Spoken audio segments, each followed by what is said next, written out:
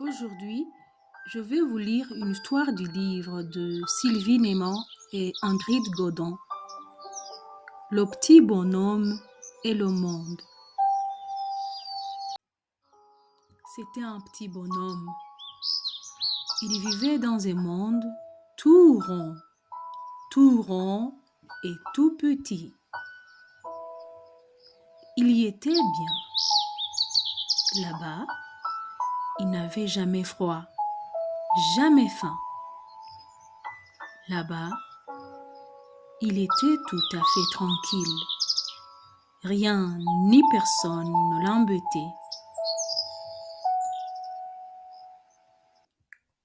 Parfois, c'est vrai, il était un peu chahuté, mais ça lui était égal. Il n'avait jamais mal. Un jour, il est sorti. Il a regardé autour de lui. Il n'y avait pas de fenêtre, pas de vitre, pas de mur. Ça faisait un peu peur et en même temps, ça donnait des idées, des envies. Des envies de marcher, de courir, de sauter. Il riait de pouvoir faire ce genre de choses. Il est arrivé près d'un champ. Dans ce champ, il y avait des ronds bleus, des ronds rouges, des ronds jaunes. Il a trouvé que c'était très beau, très joyeux et que ça sentait bon aussi. Il est arrivé près d'une rivière. Dans cette rivière, il y avait des losanges gris et verts et oranges qui filaient entre les pierres. Il a trouvé que ça donnait envie de les toucher, de les attraper. Il a continué son petit bonhomme de chemin. Il regardait tout, il admirait tout, il s'étonnait de tout. « C'est quoi ça ?»« C'est un arbre, » a répondu l'oiseau. « Il y en avait un chez moi, mais il n'était pas comme ça. C'est parce que ce n'était pas un vrai arbre. »« Ah bon? Et comment tu sais ça, toi? »« C'est quoi ça? » ?»« C'est un chien. Il ressemble au mien, mais ce n'est pas le même. Tu peux le caresser si tu veux, » a dit l'oiseau. « Pourquoi faire ?» a demandé le petit bonhomme. « Essaie, tu verras. » C'est quoi? Tout à coup, il a sursauté. Quelque chose chatouillait son bras. « C'est de la neige, » a dit le chat. « C'est froid la neige. » « Ah non, » a répondu le petit bonhomme. « Là où j'habitais avant, il y en avait de la neige. Et je peux te dire que ce n'était pas froid du tout. Parce que ce n'était pas de la vraie neige, » affirma le chat en s'éloignant. Mais il entendit tout de suite le petit bonhomme lui crier. « Qu'est-ce que tu en sais, toi, que ce n'était pas de la vraie neige?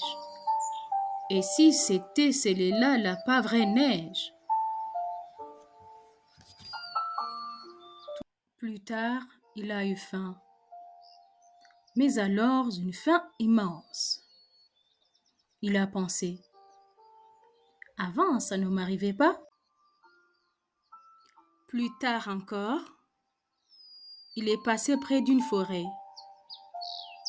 Dans cette forêt, il y avait des arbres, de l'obscurité, des bruits. Il a trouvé que ça donnait envie de partir.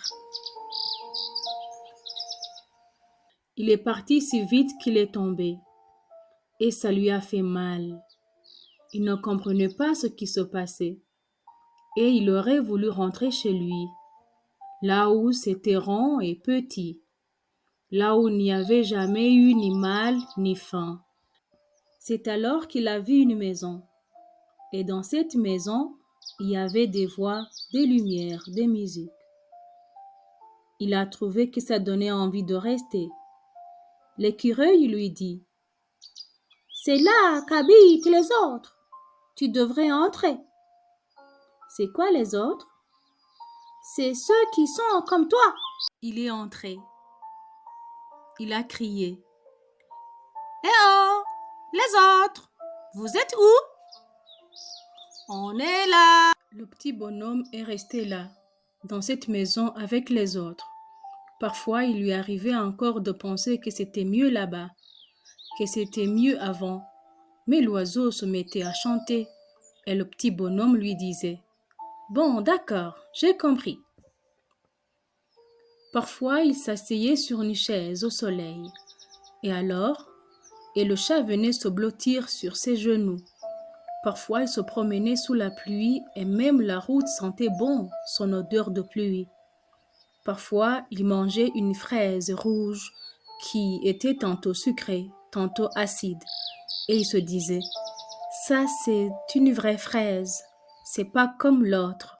Et quand ses yeux avaient envie de se fermer, que tout devenait bleu foncé autour de lui, et que des lampes dorées s'allumaient au-dessus des choses et des gens, le petit bonhomme pensait: Alors ça, c'est vraiment très réussi. Et dans ces moments-là, il se sentait tout à fait bien, juste là où il était, au milieu des autres et du monde.